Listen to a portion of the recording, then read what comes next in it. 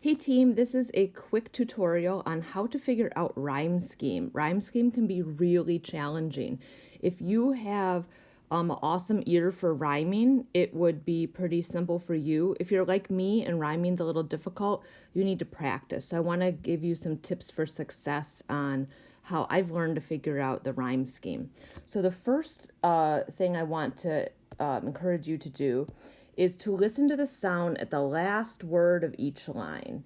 So we're only going to key into the final word in each line of poems or song lyrics, okay? So only the last word. When I get to the last word, I'm going to ask myself, does that word rhyme with any other last word that I've already read? If the answer is yes, my job is easy because I'm going to match up the letters. If the answer is no, I'm going to move down the alphabet. So we're always going to start with the letter A. And then if it doesn't rhyme, we're going to choose the next letter, which is B. And then we can go all the way to Z. However, to be honest, I've never seen the need to go all the way to Z because that would be a very long poem. Okay. Hey, I have some Hamilton lyrics because we were learning about Hamilton. So that you can understand this, I'm going to sing this very briefly in my not cringy voice, and then we're going to look at the final word in each line. Okay, so here's how this song goes. It's Aaron Burr, Sir. Okay, so Hamilton says, "You're an orphan, of course. I'm an orphan. God, I wish there was a war, then we could prove that we're worth more than anyone's bargained for." Then he says, "Can I buy you a drink?" And then Burr says, "That would be nice. While we're talking, let me offer you some free advice." Hey, I think I am hearing some rhymes. Okay, I need to key in to the last word of each line. So we got orphan, we have war, we have for, drink, nice, talking, advice. Okay, fortunately this one is not too tricky. So we got orphan. Orphan starts with, is it going to be an A because that's the first letter of the alphabet. Now, does orphan rhyme with war? No, it doesn't. So then war gets a B. Does war rhyme with for? Yes, so it gets a B. Why? Because these two are matching. These two are rhyming. Can I buy you a drink? Now I'm going to think. Does drink rhyme with anything else I've already done? Does drink rhyme with for, war, or orphan? The answer is no. So what letter does it get? Well, after B in the alphabet, we have a C. Okay. Next is, that would be nice. Does that rhyme with anything? Nope. Okay, I need a new letter. My new letter is D. I'm getting a little nervous now because I'm moving down the alphabet, and that always makes me nervous, but I'm not going to give up yet. Then the line says, while we're talking nice, talking drink, for, war, orphan. Nope, I need a new letter. My next letter is E. Last line, let me offer you some free advice. Oh, I think I've heard that. Advice talking, no, advice nice. Oh, advice nice. Okay, this gets a D. That is my thinking that I go through when I do this, even as an adult. That is what's going on in my head. Let's do another example with the song Wait For It. One of my favorites. Okay, so this is Aaron Burr, and he is having a life decision. This is a deep song about his feelings. And so here's how it goes. It goes, life doesn't discriminate between the sinners and the saints, and it takes, and it takes, and it takes, and we keep living anyway. We rise and we fall and we break and we make our mistakes, and if there's a reason I'm still alive when everyone who loves me has died, I'm willing to wait for it. I'm willing to wait for it. I know. Thank you to the Academy. Okay, so this one's a little more challenging only because it has more lines. But we can do it. Don't worry. Okay, I'm going to key in on the last word of each line. I really only have to worry about the last word. Isn't it nice? I can already tell I've got something going on here with repeating, so that's going to be pretty easy. Okay, death doesn't discriminate. Okay, discriminate, that's my first one, that gets an A. between the sinners and the saints. Discriminate, saint. Now, I know it's not a very clear rhyme, but discriminate, saint, that sound is the same. I'm going to go ahead and say that's a rhyme. And that would technically, that would be a consonance rhyme. That's just a detail for you, because it's not like 100% clear rhyme, but it does match. Death doesn't discriminate between its sinners and the saints, so it's matching. Now the next line, takes, saint, discriminate. Nope, that's new, so that needs to have a B. That doesn't rhyme with anything else. Now, anyway. Discriminate, saint, takes, anyway. Nope, that's new. I need a new letter. Okay. Now we have fall. Fall doesn't rhyme with anything. I need another new letter. I'm on D. I'm getting nervous. Okay. And we break. Take. Break and take. Uh-oh. Look at that. Break and take. Oh, my goodness. So we need a B down here, because break is matching with take. Ooh, this Hamilton's sneaky. Okay. And we make our mistake. Uh-oh. Take, break, mistake. Whoa. This is getting kind of complicated. We have another B. And if there's a reason I'm still alive, does alive rhyme with mistake, break, fall, anyway, take, saint, or discriminate? Alive. If you're thinking, no, Miss Grzelski, that's a new one, you are right.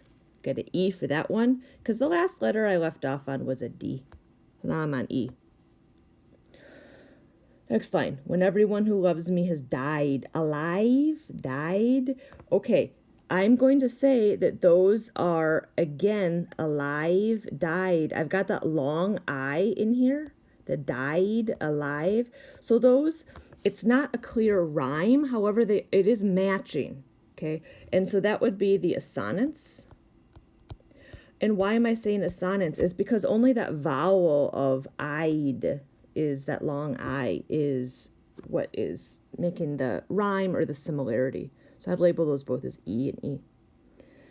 Now I'm back to my last one. I'm willing to wait for it.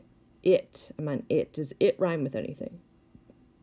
Does it rhyme with died, alive, mistakes, break, fall, anyway, take, saints, or discriminate? Absolutely not. That's a new one. The letter that comes after E is F. There we go. So if I want to write that nice and neat, like the rhyme scheme, I could write, it's A, B, C, D, B, B, E, E, F, F. What's the point? Well, here, guys, look how it starts to get kind of similar towards the end. When authors or songwriters do that, it's building energy towards the end, okay? And this whole song, if you know it, it has a lot of energy. It moves really quickly.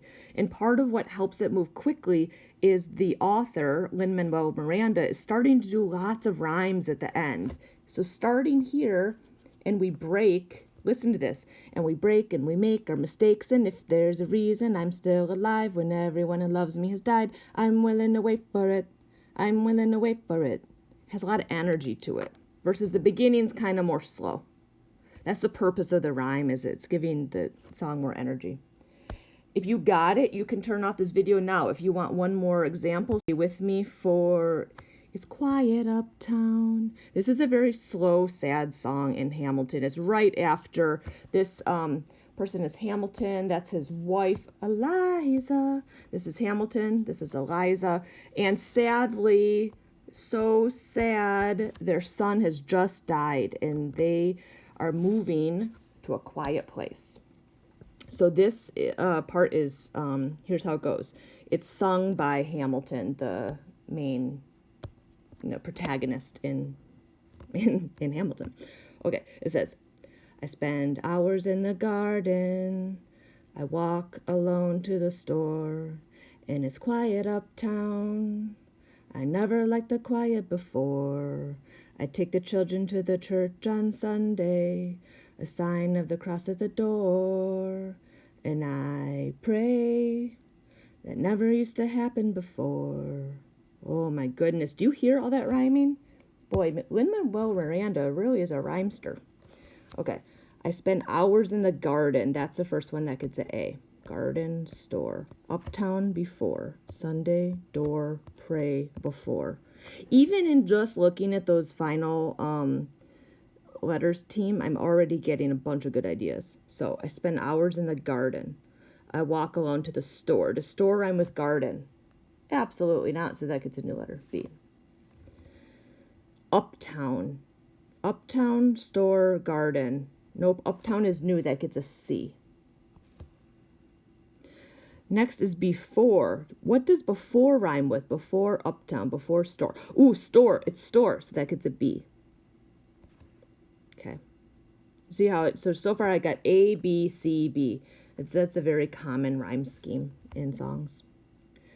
Okay, here I take the children to the church on Sunday. I'm on Sunday. Sunday. Does that rhyme with before, uptown, store, or garden? No, so that gets a new letter. It has to have D, because the last letter I did was C. Okay, a sign of the cross at the door. Ooh, door, before, store. That's getting a B. Okay. Now I'm on pray. Anything rhyme with pray? Pray, Sunday. Ooh, pray, Sunday. Take the children to church on Sunday, and I pray. Ooh, we got one. We got a winner. That's a D. All right. And then let's look how he ends it. That never used to happen before. Before rhymes with door, and before and store. That gets our B.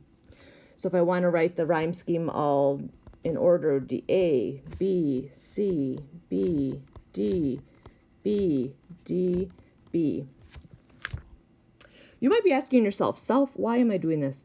Well, it's whenever you are learning to write poems or write songs, it helps your audience. Audiences like it. Your ears like rhyming. Every culture likes rhyming.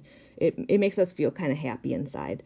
So the point is there's many different ways to rhyme.